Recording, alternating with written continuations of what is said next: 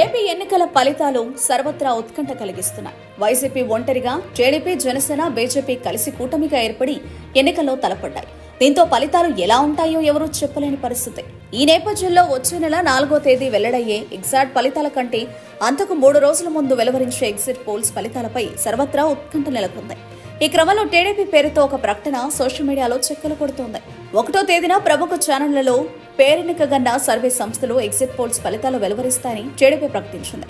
అయితే ఆ సంస్థల సర్వే ఫలితాలు వైసీపీకి అనుకూలంగా ఉండనున్నాయని, వాటిపై ఆధారపడి బెట్టింగ్స్ కట్టొద్దనేది టీడీపీ ప్రకటన సారాంశం. 2019లో కూడా లగడపాటితో తప్పుడు సర్వే ఫలితాలు చెప్పించి మోసగించారని టీడీపీ పేర్కొంది.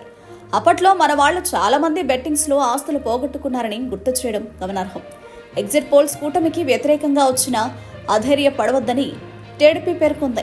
జూన్ 4న కూటమి విజయం సాధిస్తుందని టీడీపీ స్పష్టం చేసింది. ఎగ్జిట్ పోల్స్ ఫలితాలు ఎలా ఉంటాయో టీడీపీకి అర్థమైంది. ఎందుకంటే ప్రముఖ సర్వే సంస్థలు ఎగ్జిట్ పోల్స్ ఫలితాల వివరాలను ముందుగానే అన్ని రాజకీయ పార్టీల అధ్యక్షులకు ఇచ్చినట్టు ప్రచారం జరుగుతోంది. వాటి ఆధారంగానే టీడీపీ ఉలిక్కి పడుతోందని గ్రహించొచ్చు.